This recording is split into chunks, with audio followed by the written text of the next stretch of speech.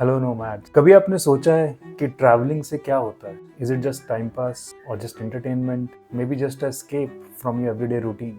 मैं आपके साथ अपनी स्टोरी शेयर करता हूँ कि ट्रैवल करने से मुझे क्या पता चला। कहानी शुरू होती है 2016 से, when I quit a very toxic job in Jaipur and came to Delhi to look for new opportunities. But उस टाइम पे मार्केट में बहुत सारी जॉब्स अवेलेबल थी नहीं and I was sort of a fresher क्योंकि I just work for like 6 to 7 months. I came to Delhi in January 2016 to find the job, but मुझे कई दिनों तक कोई जॉब नहीं मिली और हर दिन का मेरा बस यही रूटीन था कि उठो, तैयार हो, इंटरव्यूज़ अगर हैं तो इंटरव्यूज़ देने जाओ, घर आओ, डिप्रेस्ड होके सो जाओ।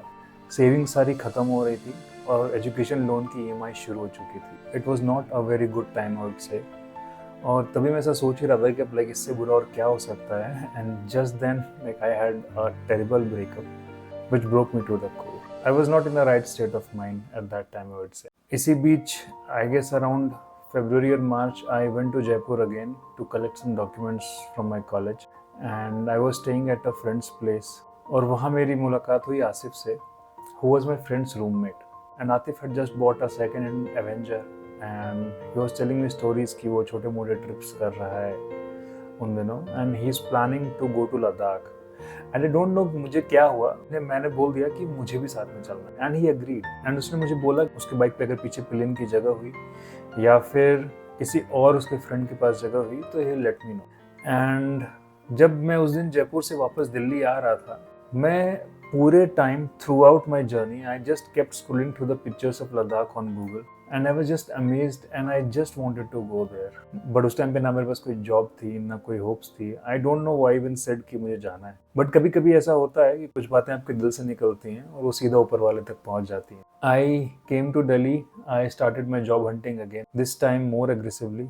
सो आसिफ ने मुझे बताया था कि वो ये ट्रिप सितंबर के अराउंड प्लान करेगा बिकॉज उस टाइम पे रश नहीं होता है, वेदर भी काफ़ी नॉर्मल होता है, you will get hotel and food at very decent prices, तो उससे आपका बजट भी काफ़ी कम हो जाता है। एंड तब तक शायद भगवान ने मेरी सुन ली थी। In May I landed a job, it was a decent job और एचआर को इंटरव्यू के राउंड में ही मैंने बता दिया था that in September I would need 2 weeks break because I have some plans for trips and luckily they agreed, they did not have any issues with it. And मैंने आसिफ को कॉल किया एंड ही टोल्ड हिम कि भाई मेरा plan done है and I am going, भले कोई जाए ना जाए। एंड ही ऑल्सो अग्रीड कि ठीक है अपन दोनों साथ में चल लेंगे। He made the itinerary, he gave me a budget of 16,000, 8,000 per head, which was feasible for me at that time. And मैंने पैसे जमा करने शुरू कर दिए। I guess it was around August जब काफ़ी सारे दोस्तों को पता चला कि मैं और आसिफ इस ट्रिप पे जाने वाले हैं and they also wanted to join.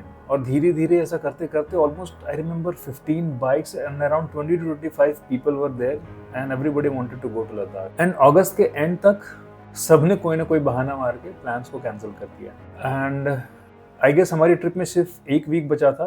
1 week पहले आसिफ का फ़ोन आता है मेरे पास that his grandfather has passed away and शायद से ये ट्रिप अब नहीं हो पाए। मुझे एक बहुत बड़ा शॉक लगा।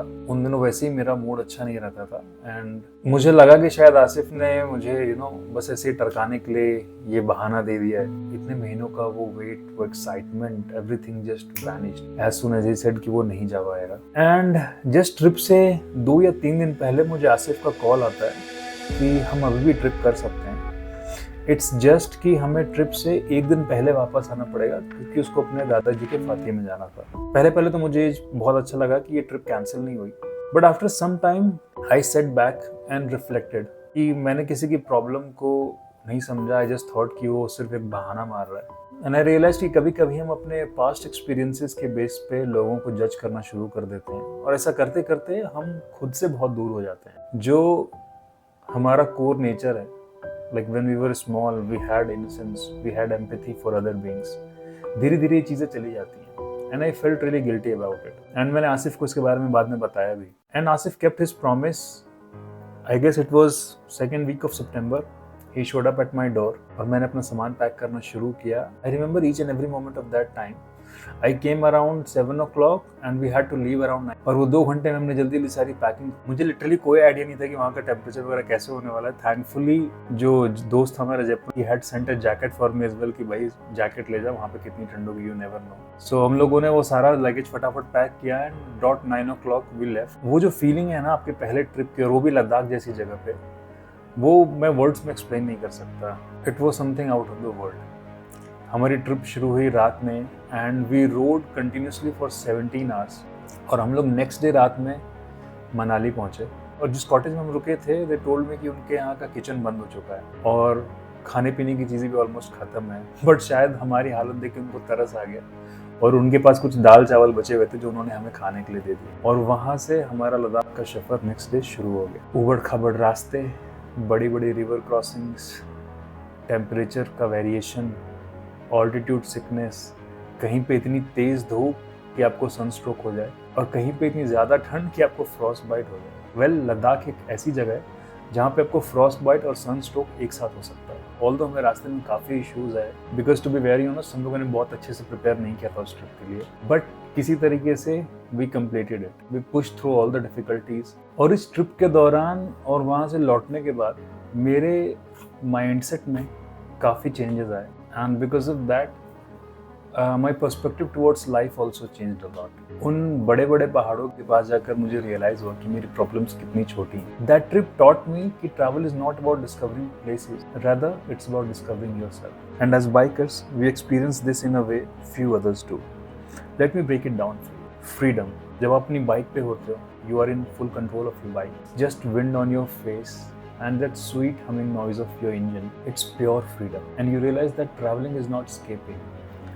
Rather, it's about reconnecting with the part of yours that feels alive and limitless. Perspective. उस ट्रिप के बाद लाइफ के प्रति और अपने आसपास के लोगों के प्रति मेरा पर्सपेक्टिव काफ़ी चेंज हुआ। When you're riding through the mountains, deserts और even endless highways, जिंदगी के प्रति आपका नज़रिया काफ़ी बदलता है। जो प्रॉब्लम्स मुझे पहले बहुत बड़ी लगा करती थी वो मुझे काफ़ी छोटी लगने लगी। एक Ladakh for instance, those towering mountains have been standing there for thousands of years, witnessing storms, seasons, and life unfolding.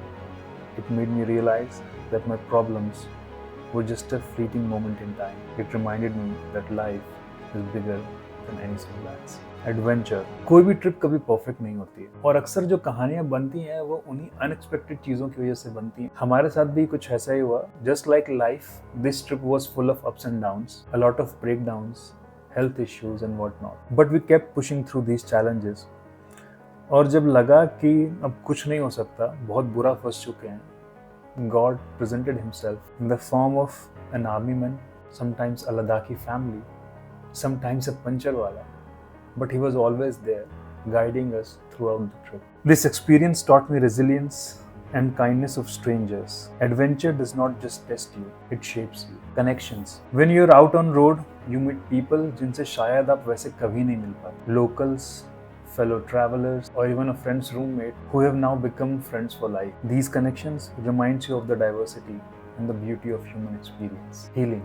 Whether it's a heartbreak, burnout, or you're just feeling lost, there's something about the road that heals you. It clears your mind, forces you to live in the moment, and gives you time to process all your thoughts. Traveling reminds you that healing is not about forgetting, it's about finding the strength to keep going. This trip did not just help me overcome a tough phase, it sparked a lifelong passion of riding and exploring. So if you're ever feeling struck, overwhelmed, or just curious about the world, pack your bags, start your bike and hit the roads. वो perfect time, वो perfect plan, वो perfect group कभी नहीं आएगा. The roads have a way of teaching you what you need to know. अगर आपके पास भी कोई ऐसी इंटरेस्टिंग स्टोरी है तो हमें कमेंट्स में ज़रूर बताइएगा. If you like this video, share it with your friends and consider subscribing to the channel. Till then, ride safe. See you in the next video.